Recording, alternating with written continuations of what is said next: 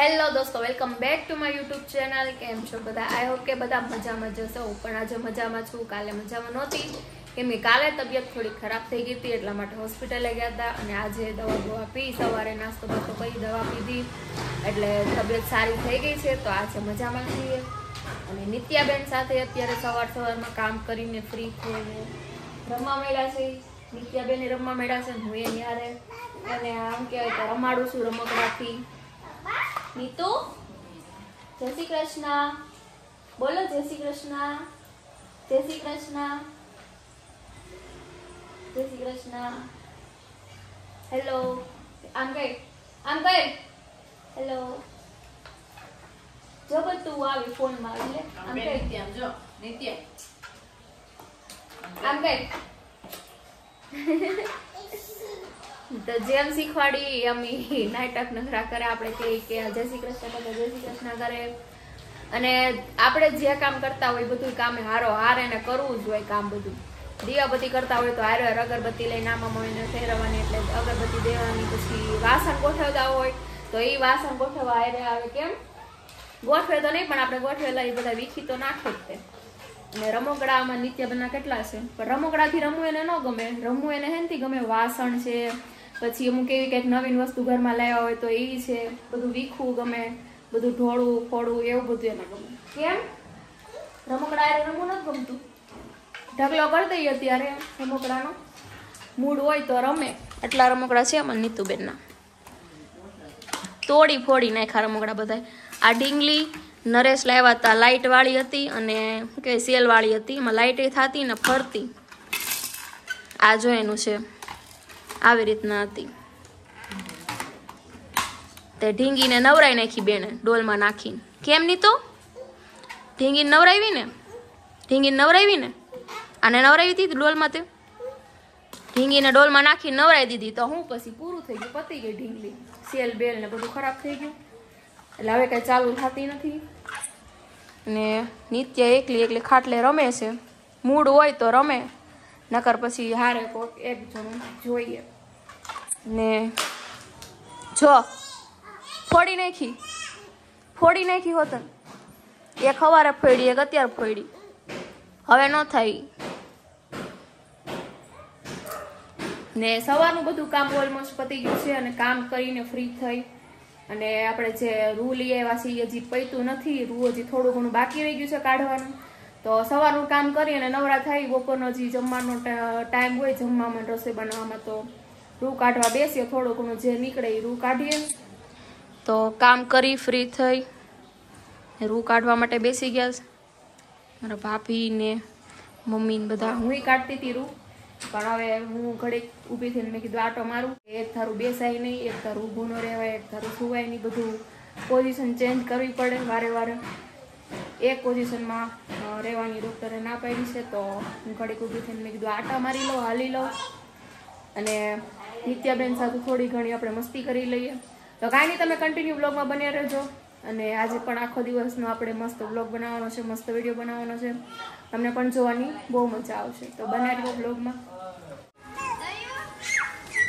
ને નિત્યાબેન મને ગલુડિયા પાસે લઈ આવ્યા છે કે હાલો ગલુડિયા પાસે. આંગળી પકડીને આપણને લઈ જાય. જો અહીં દઈ ને ગલુડિયા.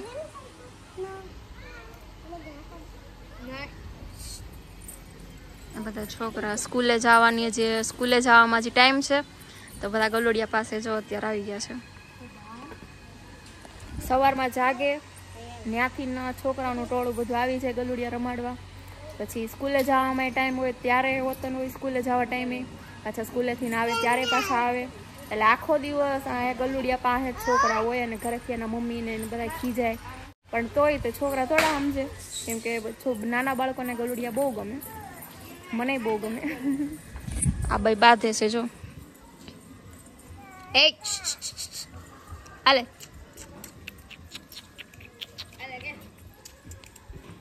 આલે બાંધે જો બી. બસ નીચે નથી જવાનું, નીચે જાતી નહીં. અને ના પાડશું તોય જાહે. જો ધીમે ધીમે કરતી નીચે ઉતરી જાય છે. ના પાડવી તોય બસ ઈ ભલે બાંધતા હાલ તું. હા હા ભલે બાંધતા પછી ઈ ભલે ને બાંધે તને હું વાંધો છે. ઈ ઓલા કાળા ગલોડિયાને બચાવે છે. ઓલાને ક્યાં ગુજાતું.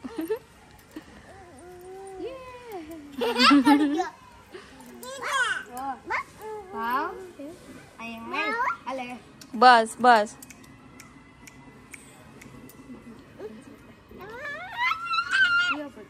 જો જો પકડું એક આથે પકડું જો કવડી જાહે.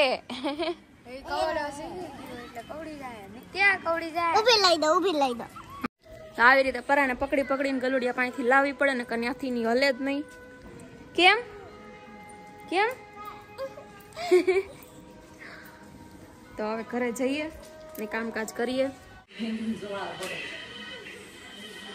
જો અહીંથી ડોકા કાઢી કાઢીને જોવે, બહાર નો જવા દે ને પછી અહીંથી જોવે. કેમ?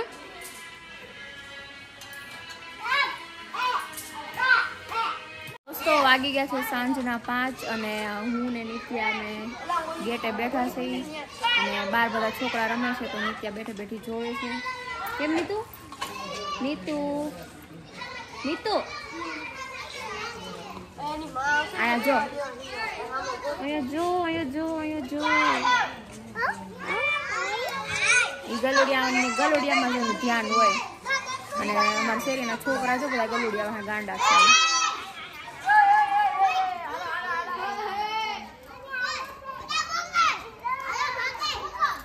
કેટલા બધા છોકરા. આમાં નીતુ બાકી હતી તો ઈ ઉઈ પડી પાછી. નિત્યા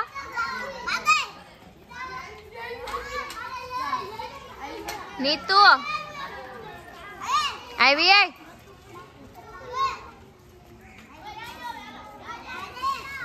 નિત્યા બેન બાકી હતા ત્યાં જવા માટે. છોકરા ગલુડિયા બિચારાને હક લેવા જ નથી. નિત્યા આવી આય.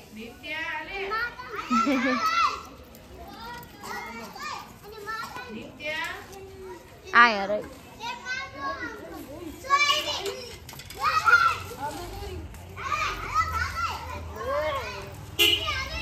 ગાડી તાર મોટું હે ની વાળું છે હે. દોસ્તો વાગી ગયા છે સાંજના 7 અને રસોઈનો ટાઈમ થઈ ગયો છે. તો આજે સ્પેશિયલ વસ્તુ બનાવવાની છે ભજીયા. આજે બધાને બહુ જ ભાવે છે અને ઠંડી પણ છે એટલે ઠંડીમાં ગરમ ગરમ ભજીયા ખાવાની મજા આવે. તો અમે લોકોએ આજ પ્લાન કર્યો છે ભજીયા અને બટેકા વડા અને બટેકાની પૂરી. આ 3 વસ્તુ બનાવવાની છે અને ભજીયાની તૈયારી પણ ચાલુ કરી દીધી છે. મેથી વીણી નાખી, કોથમીર વીણી નાખી, બટેકાનો શું કહેવાય મસાલો પણ તૈયાર કરી નાખ્યો. ભાભી કરે છે જો કે બટેકાનો મસાલો અને બધી તૈયારી કરી નાખી છે ભજીયાની, ગોટાની. ને ભાભી આગળ મસ્તીનો મસાલો બનાવશે બટેકા વડાનો. મસ્તીનો આગળ બટેકા વડાનો મસાલો તૈયાર થઈ જશે અને ભજીયાનો લોટ ડોવાનો બાકી છે. પહેલા મસાલો તૈયાર કરી લઈ બટેકા વડાનો, પછી ભજીયાનો લોટ તૈયાર કરશું અને પછી એક આરે તળી નાખશું. હા તાર ભજીયા ખાવાનું છે હે? તને ભાવે ભજીયા? તને ભજીયા ભાવે? નિત્યા હારો હાર રંધાવા લાગે બધું. એ બાપા ઢોળી નાખ્યો જો સોડા. નિત્યા બનાવવા લાગે સોડા ઢોળ્યો એને ભજીયામાં નાખો. એ પાણી માથે પાછી તો માથે એને પાવડર છે. ઈ પાવડર થોડો દી કઈ ઓલો છે ભજીયામાં નાખવાનો સોડા.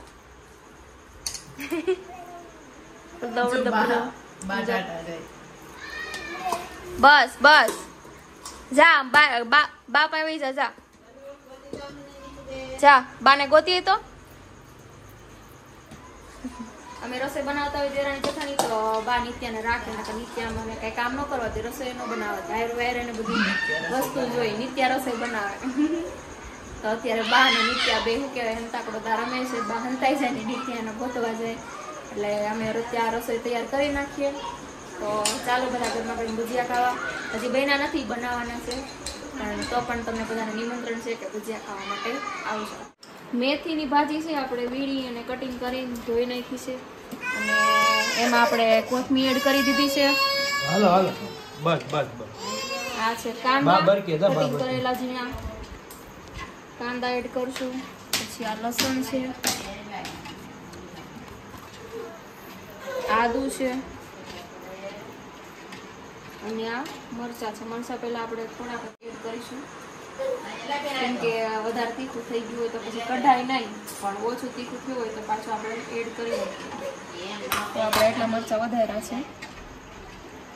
અને મસાલો બધો આપણે અંદર મિક્સ કરી નાખ્યો છે. હવે ચણાનો લોટ એડ કરવાનો છે. બધો મસાલો પહેલા અંદર એડ કરી દીધો. હવે ચણાનો લોટ પહેલા થોડોક એડ કરી અને બધું મિક્સ કરી નાખશું, એટલે જેથી કરીને કે લોટમાં છે ને ભજીયાનો લોટ ડોઈએ ને એમાં ઓલી ગાંઠું ગાંઠું ન રહે.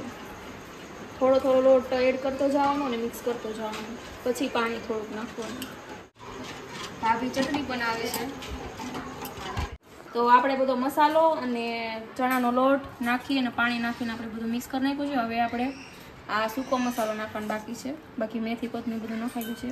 તો એમાં આપણે મીઠું એડ કરીશું, જરૂર મુજબ સ્વાદ અનુસાર, અને ચપટી હિંગ નાખીશું, જેથી કરીને કે ભજીયા છે ગૌડામાંના કે બધા ખાય તો એને વાયુ ન કરે, નાના બાળકોને બધાને પચી જાય એમ વાયુ ન કરે ચણાનો લોટ. પછી ધાણા જીરું એડ કરશું ને મિક્સ કરી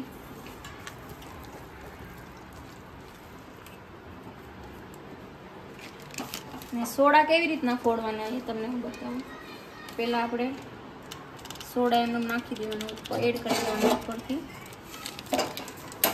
અને એની ઉપર લીંબુનો રસ આપણે કરશું, એટલે આવી રીતના સોડા ફૂટે. સોડાને આવી રીતના ફોડવાનું.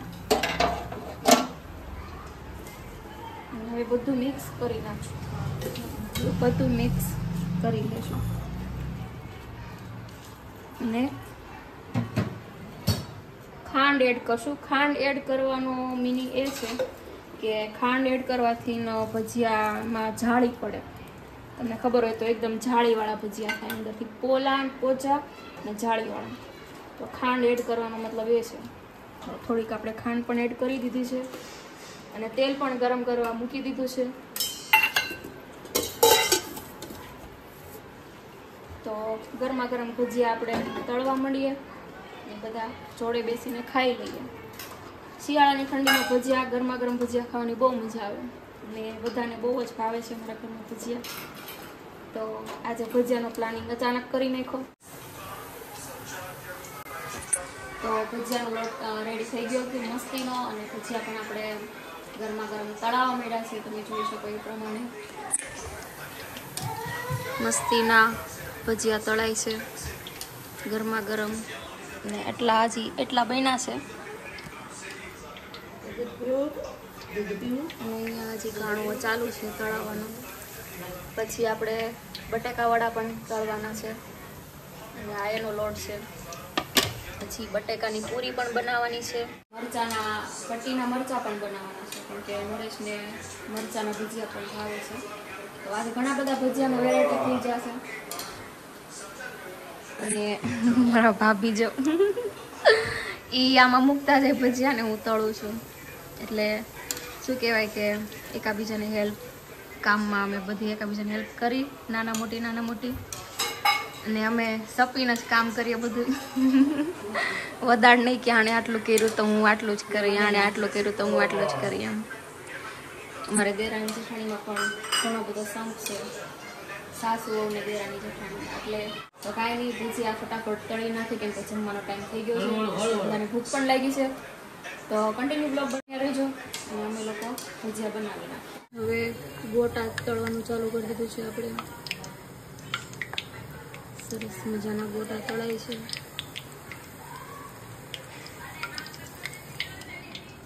આટલા ગોટા રેડી થઈ ગયા છે તળાઈને.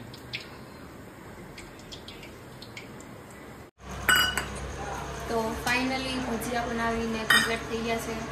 કેટલા જાતના ભજીયા બનાવ્યા કહું. પટ્ટીના બનાવ્યા, પછી બટેકાની પૂરી બનાવી, પછી બટેકાવડા બનાવ્યા અને મેથીના બનાવ્યા, અને બધા જમવા બેસી ગયા છે.